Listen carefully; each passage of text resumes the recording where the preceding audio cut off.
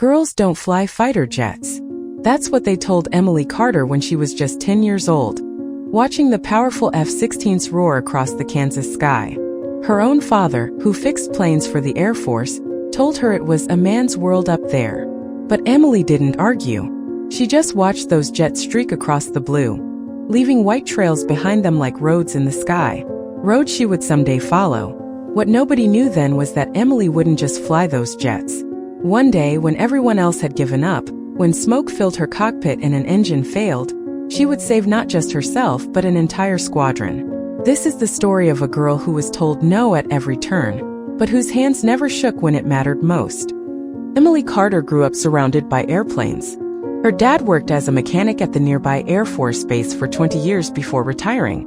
Every night at dinner, he told stories about the powerful jets and the brave pilots who flew them. "Those pilots are real American heroes," her dad would say. "They protect our country from the bad guys." Emily noticed something, though. In all her dad's stories, the pilots were always men, never women. One summer day when Emily was 12, her dad took her to the big air show at the base. Thousands of people gathered to watch the jets perform amazing tricks in the sky. "Dad, can I be a pilot someday?" Emily asked, her eyes never leaving the planes as they zoomed and twisted through the clouds. Her father's smile faded a little. "Those are fighter jets, Emmy. Combat planes. The Air Force doesn't let women fly those." "Why not?" Emily asked. "They say it's too dangerous. That women aren't strong enough for the G-forces," he explained. "Plus, the men wouldn't like having a woman in their squadron." Emily frowned. "That's not fair." "That's just how it is," her dad said with a shrug. "It's a man's world up there." Instead of arguing, Emily just watched the planes more closely. She memorized every move they made. And deep inside, she made a promise to herself. Someday, she would fly those planes. Throughout high school, Emily studied harder than anyone else. She got perfect grades in math and science. She joined every club that had anything to do with flying or the military. After school, she would run 5 miles every day to build up her strength. Her guidance counselor, Mrs. Jenkins, noticed Emily's determination. "Have you thought about what you want to do after graduation?" Mrs. Jenkins asked during their meeting. "I'm going to the Air Force Academy," Emily answered without hesitation. "And then I'm going to be a fighter pilot." Mrs. Jenkins looked surprised. "Emily, that's very difficult. The academy only accepts the best of the best. And women still face many challenges in combat roles." "I know," Emily said. "But things are changing. Women can fly combat missions now. It's been allowed since 1993. Allowed on paper doesn't mean accepted in reality," Mrs. Jenkins warned. "You'll be fighting every step of the way." Emily nodded. "I'm ready to fight." When her acceptance letter to the Air Force Academy arrived, Emily's parents were proud but worried. "It's going to be tough there," her mom said. "Tougher for you than for the boys." Emily folded the letter carefully. "I know, Mom, but I've never wanted anything else." What Emily didn't know was just how hard that fight would be and how soon it would begin. Emily's first day at the U.S. Air Force Academy felt like walking into a lion's cage. The campus was huge with tall buildings and perfect green lawns. But what really made Emily nervous were the people, hundreds of cadets in identical uniforms, and only a handful were women. During orientation, Emily stood in line with the other new cadets. 2 male cadets behind her whispered loud enough for her to hear. "Check it out, a girl trying to play pilot," one said. "She'll wash out before midterms," the other replied with a laugh. "These girls always do." Emily kept her eyes forward, pretending not to hear. She had promised herself not to let comments like these bother her. Classes started, and Emily worked harder than she ever had before. She studied late into the night while other cadets were sleeping. When flight simulator training began, Emily was excited to finally show what she could do. On simulator day, the instructor, Captain Rodriguez, assigned partners. When he got to Emily, he frowned. "Carter, you'll be observing today. We're short one simulator." Emily raised her hand. "Sir, there's an empty one right there." Captain Rodriguez's face hardened. "That one needs maintenance. You'll observe Jenkins and take notes." It wasn't true, and everyone knew it. But Emily nodded and said, "Yes, sir." This pattern continued for weeks. Emily was always observing or assigned to file reports while the male cadets got flying time. During group projects, she was given coffee duty or asked to take notes instead of participating in the actual work. Despite these setbacks, Emily found ways to practice. She discovered that the flight simulators were left unlocked at night. After curfew, when everyone else was sleeping, Emily would sneak down to the simulator room. In darkness, lit only by the glow of the simulator screen, she practiced for hours. Night after night, she flew virtual missions. She crashed hundreds of times, but she kept trying until she could land perfectly, even with engine failures or bad weather. She learned every dial, every switch, every emergency procedure. One day during a surprise simulator test, Captain Rodriguez called on Emily. "Carter, let's see if you've been paying attention during all your observing. Your mission: land a damaged F-16 during a thunderstorm." The room went quiet. This was an advanced scenario that even senior cadets struggled with. Captain Rodriguez was setting her up to fail. Emily sat in the simulator, hands slightly shaking. But once she gripped the controls, a calm came over her. She'd done this exact scenario 20 times in her secret night practices. She completed the mission perfectly, landing the virtual jet without a scratch. Captain Rodriguez looked stunned. "Where did you learn to fly like that, Carter?" Emily met his gaze. "I've been practicing, sir." But instead of praise, his eyes narrowed. "Top 5 performance," he said. "But remember, simulator flying isn't real flying." Emily nodded, but inside she was smiling. This was just the beginning. 6 months into training, Emily's class moved to actual flight exercises. This was the moment she had been waiting for: real planes, real flying, real sky. The class gathered on the runway where 5 training jets waited. These weren't the big fighter jets Emily dreamed of, but smaller T-6 Texan II training aircraft. Still, they were real planes that really flew.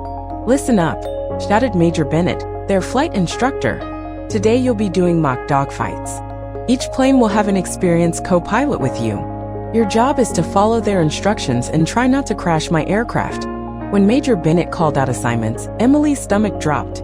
"Carter, you're with Lieutenant Peterson." Emily knew Lieutenant Peterson. He was one of the instructors who made it clear he didn't think women belonged in fighter planes. He'd once accidentally locked her out of an important briefing. As they walked to their plane, Lieutenant Peterson spoke without looking at her. "I'll be doing most of the flying. Just follow my lead and don't touch anything unless I tell you to." Emily climbed into the cockpit, put on her helmet, and tried to hide her disappointment. This was supposed to be her chance to fly. Once in the air, the mock dogfight began. 5 planes chased each other through the clouds. Emily watched as Lieutenant Peterson purposely made poor maneuvers, causing them to fall behind. "Sir," Emily said through the intercom, "we should dive and then come up behind blue team." Lieutenant Peterson ignored her. Instead, he made another wrong turn, putting them in a vulnerable position. The radio crackled with the voice of Major Bennett from the control tower. "Peterson, what are you doing up there? You're making rookie mistakes." Emily saw Red Team approaching fast on their tail. They were about to be shot down and fail the exercise. But then something unexpected happened. Lieutenant Peterson's controls froze up.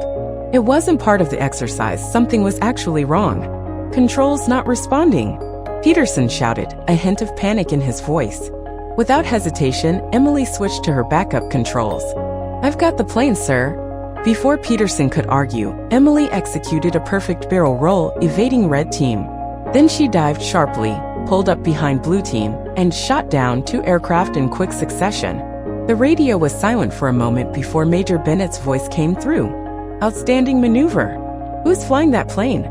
Carter took control, Peterson responded, his voice cold. When they landed, Emily expected praise for saving the mission. Instead, Lieutenant Peterson marched straight to Major Bennett. "Sir, Cadet Carter overrode my authority during the flight. She took control without permission." Major Bennett frowned at Emily. "Is this true, Carter?" "Yes, sir. The lieutenant's controls malfunctioned and I responded to save the exercise." "You don't save exercises, Cadet. You follow orders." Major Bennett pulled out a form. "I'm writing you up for overriding protocol." As Emily walked away, she heard the other male cadets laughing. She had saved the mission, but somehow she was still wrong. 2 weeks after the dogfight incident, the squadron gathered for a special announcement. Major Bennett stood at the front of the briefing room, his face serious. "Attention, cadets.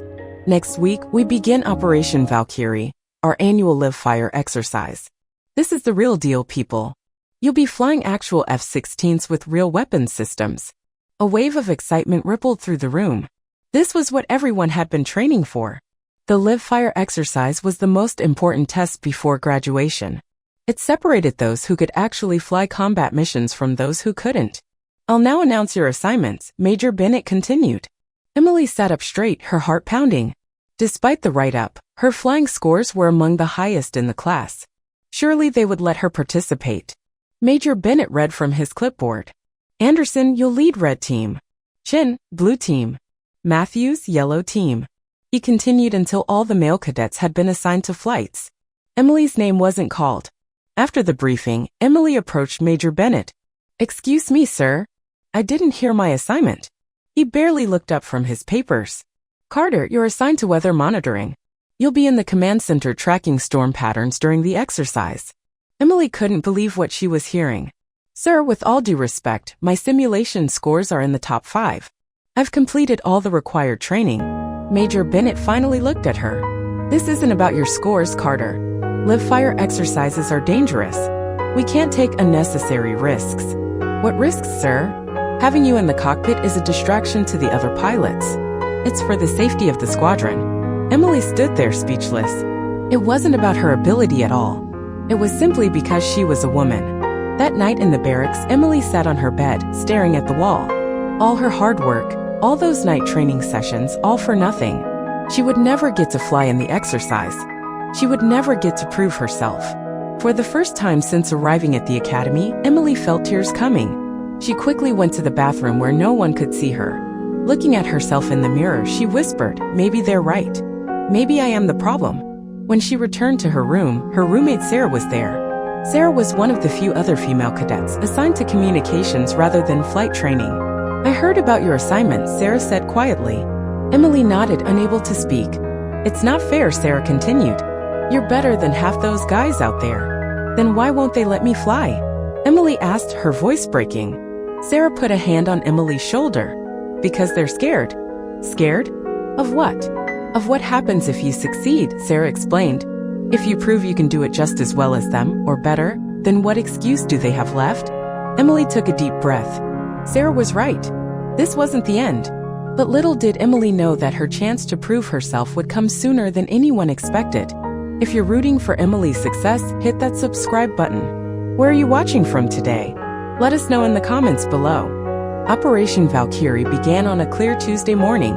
Emily sat in the command center, monitoring weather screens as she'd been ordered. Through the large windows, she could see the F-16 fighter jets lined up on the runway, engines roaring to life. All pilots check in, came the commander's voice over the radio. One by one, the pilots responded. Emily watched as the first jets took off, disappearing into the blue sky. She tried not to feel bitter about being stuck on the ground. The exercise was simple. 3 teams would engage in mock combat while conducting a simulated bombing run on a desert target. Each jet carried live ammunition for shooting at ground targets, but their air-to-air weapons were disabled for safety. For 30 minutes, everything went according to plan. Emily watched the radar screens, calling out weather patterns when asked. Then suddenly, an alarm blared through the command center. Emergency! Emergency! The voice of Lieutenant Matthews crackled over the radio. I've got a fuel line explosion in my port engine. The room went silent. This wasn't part of the exercise. Attempting to contain the fire, Matthews continued, his voice strained. Controls becoming unresponsive. On the main screen, Emily could see Matthews' jet trailing black smoke. Colonel Weber, the base commander, grabbed the radio. Matthews, what's your status?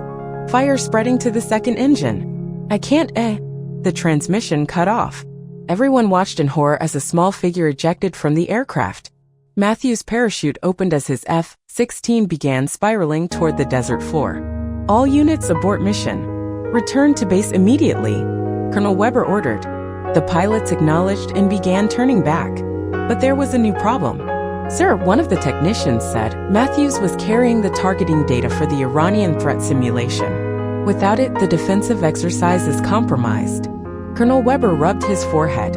We need someone to take his place and complete the mission. Who's qualified on that specific F-16 configuration? The room went quiet. That particular jet had special modifications for the exercise. Most pilots weren't trained on it. Sir, a voice spoke up.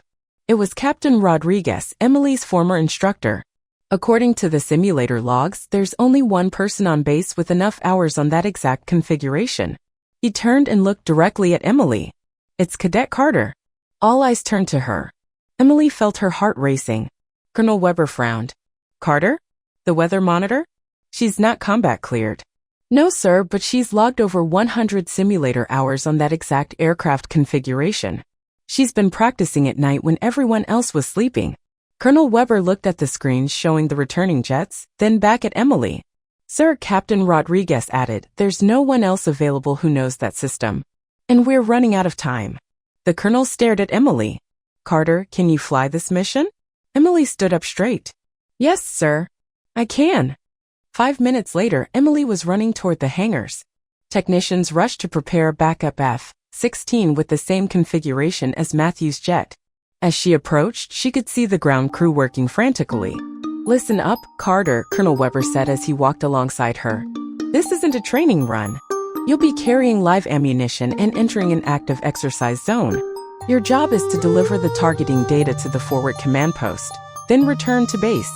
Emily nodded, trying to control her breathing. Yes, sir. As the crew helped her into her flight suit, Emily noticed the stares. Some were curious, others doubtful. She heard one mechanic whisper, she's never even flown a real F-16 before. Emily ignored them and climbed into the cockpit. This was her moment, not just to prove herself, but to complete a critical mission. As she strapped in, Captain Rodriguez approached. The controls are exactly like the simulator, he said, his tone professional. Remember your training. Don't try anything fancy. Yes, sir, Emily replied, surprised by his help. As she prepared for takeoff, Emily went through her mental checklist, just like she had hundreds of times in the simulator. Her hands were steady despite her racing heart. Tower, this is Falcon 7, ready for takeoff, she said into her radio. Falcon 7, you are cleared for takeoff, the tower responded. Good luck, Carter.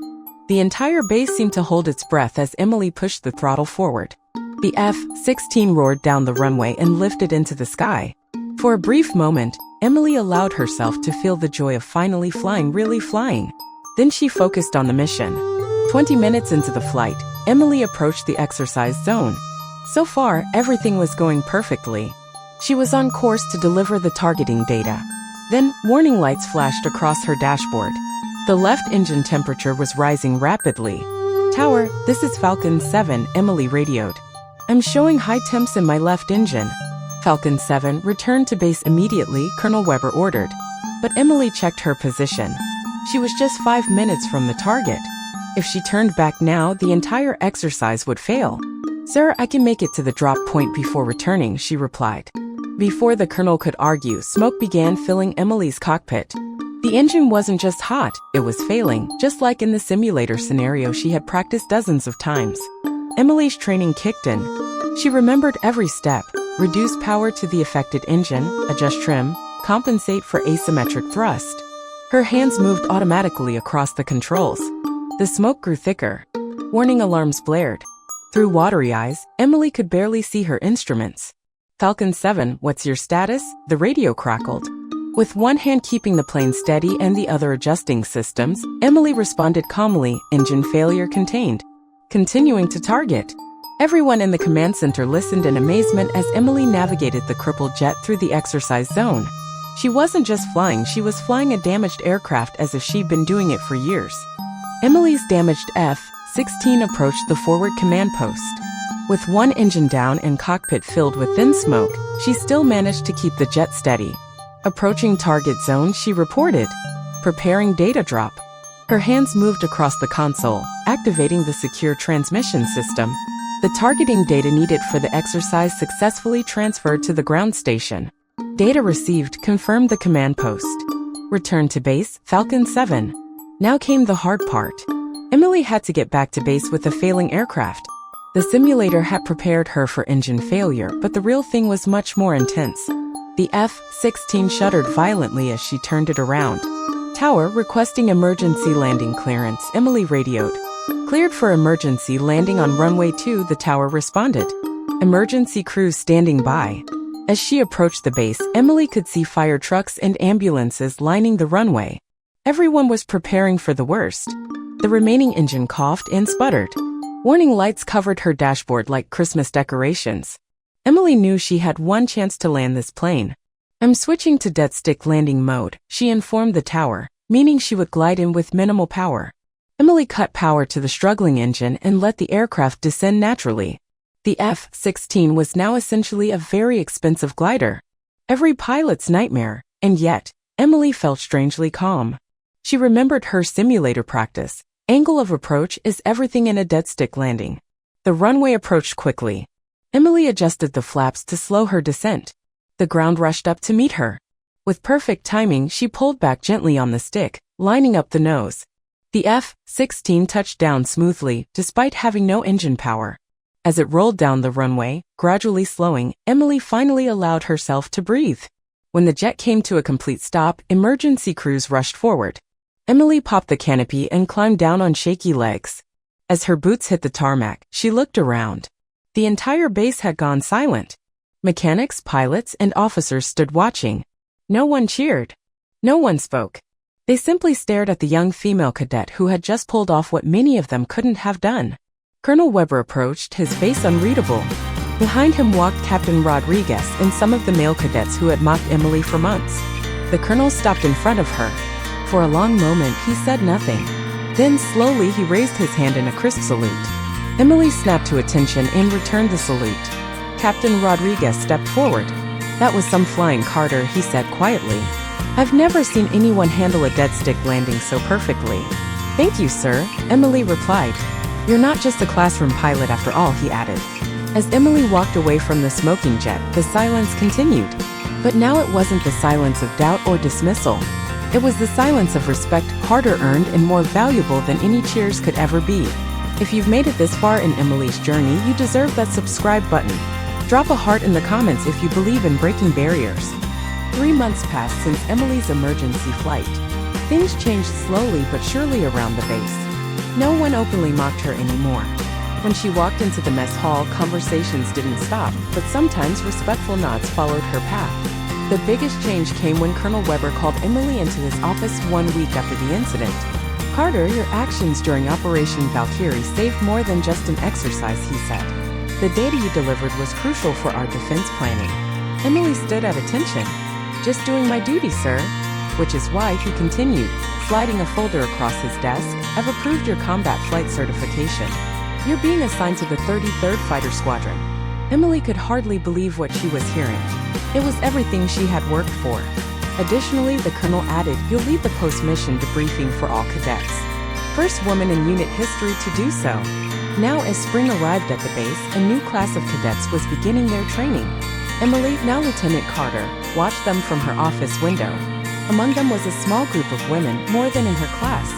As she walked through the main building later that day, she noticed one of these new female cadets standing in front of the Wall of Honor. The young woman was staring at a newly hung photograph. Emily paused nearby. The photo showed her standing beside her F-16 after the emergency landing, smoke still rising from the engine.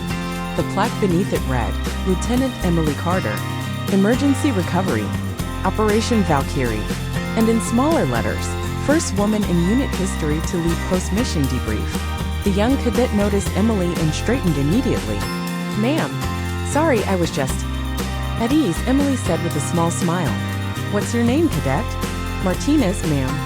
"Sophia Martinez. What's your goal here, Martinez?" The young woman hesitated only briefly. "Fighter pilot, ma'am. I want to fly the F-35s." Emily nodded. "It won't be easy." "I know, ma'am." Martinez glanced back at the photo. "But I figure if you did it." Just then, the roar of jets filled the air as the squadron returned from training. Both women looked out the window as the fighters thundered overhead. "Martinez," Emily said quietly, "remember this. The sky doesn't care who you are. It only cares if you can fly." As they watched the jets disappear into the clouds, Emily smiled. This time, the sky knew her name and soon it would know many more.